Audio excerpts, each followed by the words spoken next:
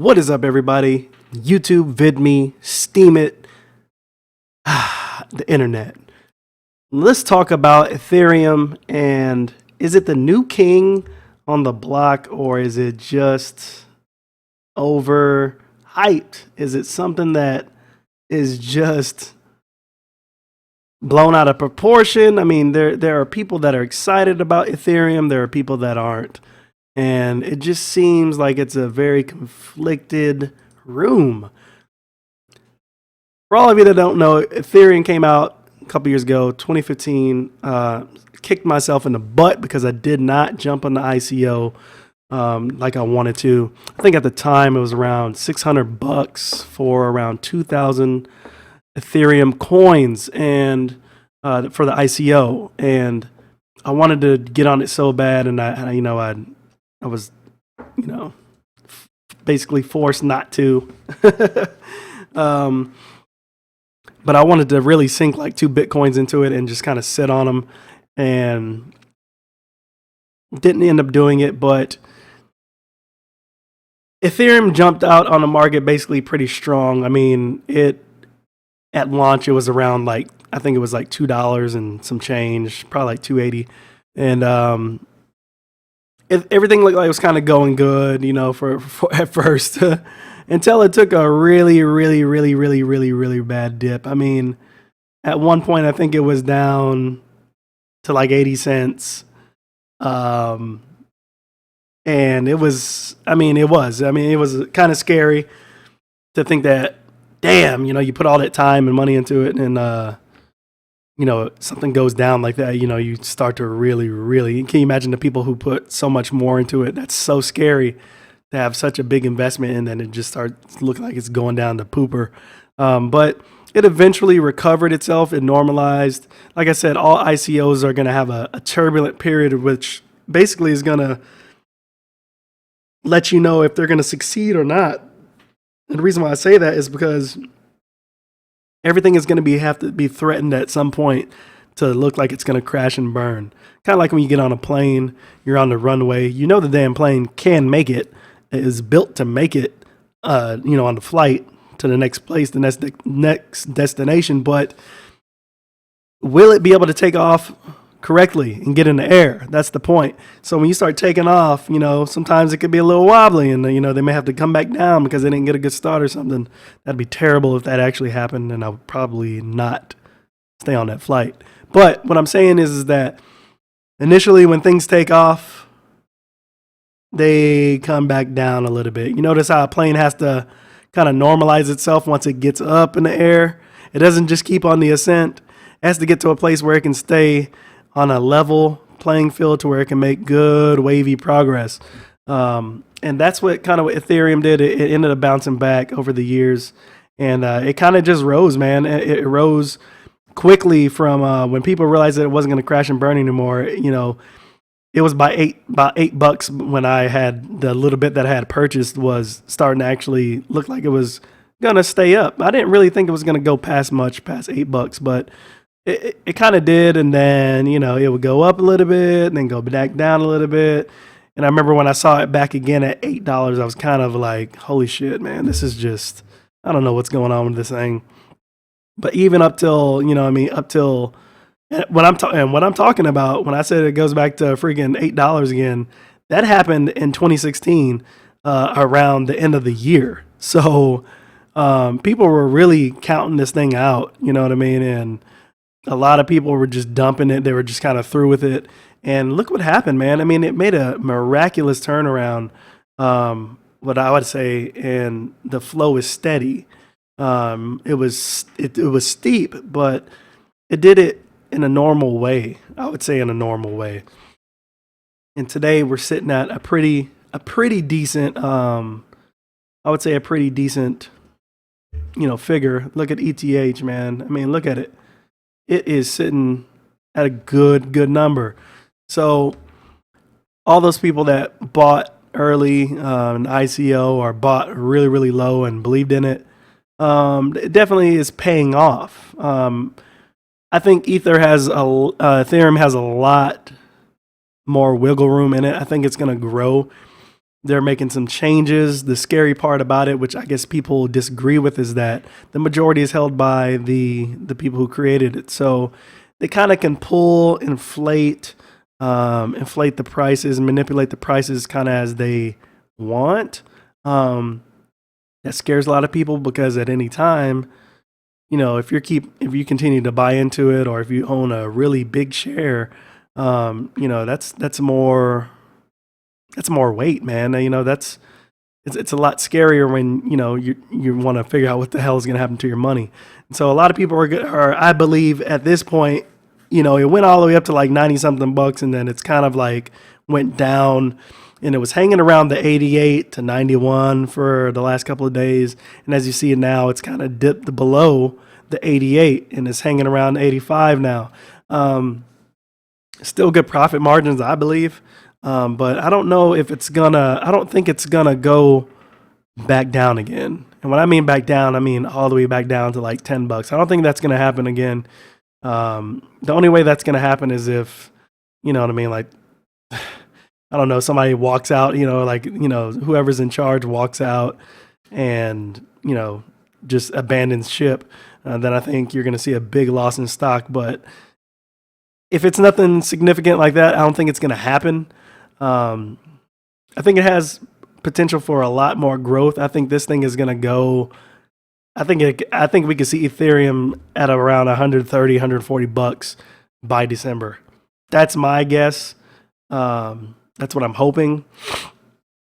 And I kind of feel like it is the new Bitcoin in a way. We've seen how Bitcoin has worked. Bitcoin is successful, even though it has its shortcomings, but they all do. There's no perfect cryptocurrency. There's no perfect token. They all approach problems slightly different ways to get a better result. And the good thing about Bitcoin being so dominant today still is it allows other developers, other people to come in, look at how they could improve the blockchain from Bitcoin and figure out a different way, maybe a different way to solve the same problem. And that's what we're seeing with Ether, and that's why it's been so successful.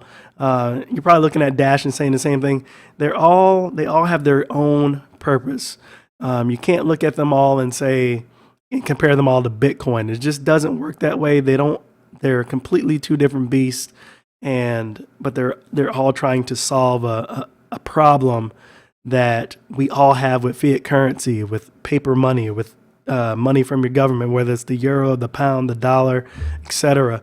And we're trying to find a better way. We're trying to force evolution to a problem that we've been living with for ever. And that's what cryptocurrency is standing for. Some people don't like it. All right. Some people don't like it at all. Some people don't like it at all. I mean, I commented on the guy's page. He seems pretty knowledgeable. What is his name? Let me see if I can find it. I mean, I'm not bashing the guy at all. Like I said, he's a pretty knowledgeable guy, but he made a video and it just seemed like it was so, like the dude, he was so salty.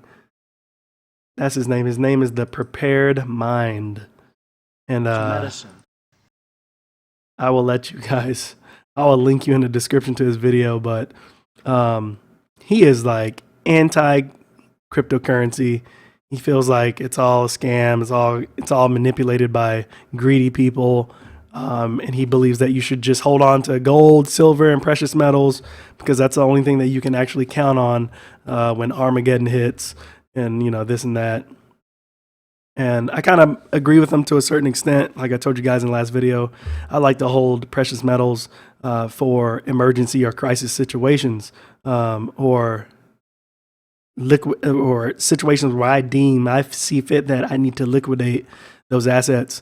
I don't feel like it's entirely correct to depend on precious metals because there's nothing to say that somebody at some point in time in an Armageddon crisis would say, give me that gold or give me your silver.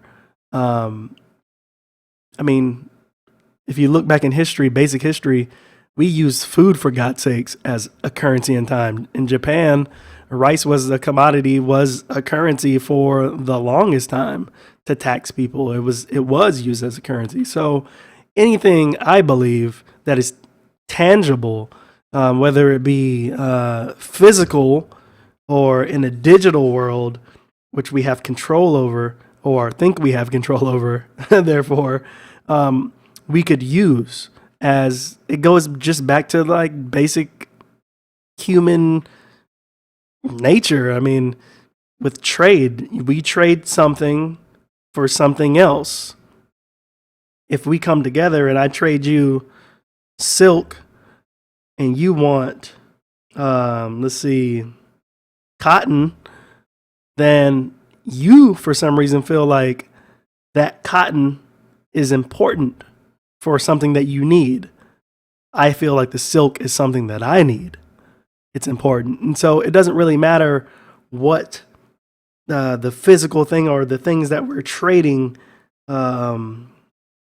it represents, or what its makeup is basically how human nature works. I feel like it's important. I need it. And you feel like it's important.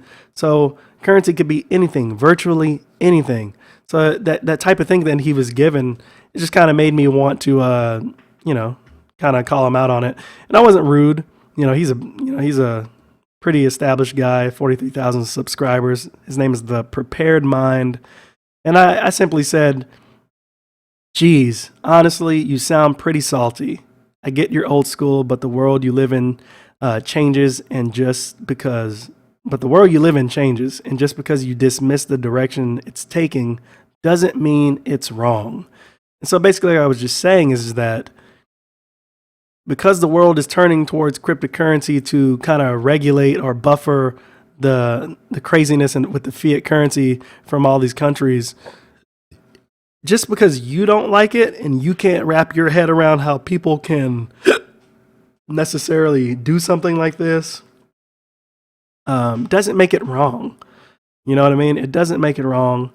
And you have to, I just feel like you shouldn't force others or try to force others to see your point necessarily, but just state your point and be done with it. You know what I mean? And guy is just bullish on that. And he said, yeah, I'm salty. I understand Bitcoin, but I think human greed is stronger and will destroy it. There has never been currency the wealthy and the powerful could not steal from the weak and the poor. Again, it makes no sense if by that definition, we should just have no currency. We should not even have to work for a digit or some piece of paper that says we earned something, a right to do something, a purchasing power. We shouldn't have it at all. We should have nothing. And go back to the old days, how people just lived off the land. In the end, the same thing is going to happen. Trade is still going to exist at some point because there's always going to be something that somebody else needs or thinks that they should have. And they're going to give something that you think you need or that you should have. And you're going to exchange that in a mutual agreement that you will help each other get what you need. It's going to happen. It's just how we are. And so I hate to go off on that long rant about that, but that's the same way people feel about Ether. There's been a lot of people that I've met that just absolutely cannot stand what Ethereum stands for, and what they're trying to do. They think it's a huge scam, and you know what I mean. Like I said, I wouldn't say I would be rich, but I would have been very well off today if I was allowed to take part in that ICO and continue to purchase Ethereum to this day, 3 years later. So yeah, I mean, it's an amazing thing. You got to be in it for the long haul, or you got to be really smart when you're doing these rapid transactions or fast transactions or buying and selling. I tend to just buy and hold and let the market do its thing. Let let the projects take off, let them mature, let them recreate. Never believe in a project that says they have all of the problems solved, because that right there should be a red flag if they tell you that they're perfect. Because they're telling you right now that when they launch, they're not going to ever improve themselves because they think that they have it all figured out. Ether is not like that. Bitcoin is not like that. Most of the top ones are not like that. They're trying to improve themselves and improve the blockchain, and that's what we need to do. And that's how ultimately it's going to be successful. The project and investors or backers, whatever you want to call us, that's what we are. We're all trying to get a nice gain off of something that we believe in. And at the end of the day, that's all that matters. So if you like this video, make sure you like, comment, subscribe. Make sure you comment. I want to know what you feel or how you feel. Leave if you agree with me, disagree. Let's have a dialogue, open dialogue. That's how people get to know each other. That's how people understand each other, especially if they have differences. You have to have an open dialogue. So I'll leave that to you guys. Catch you in the next video. Peace.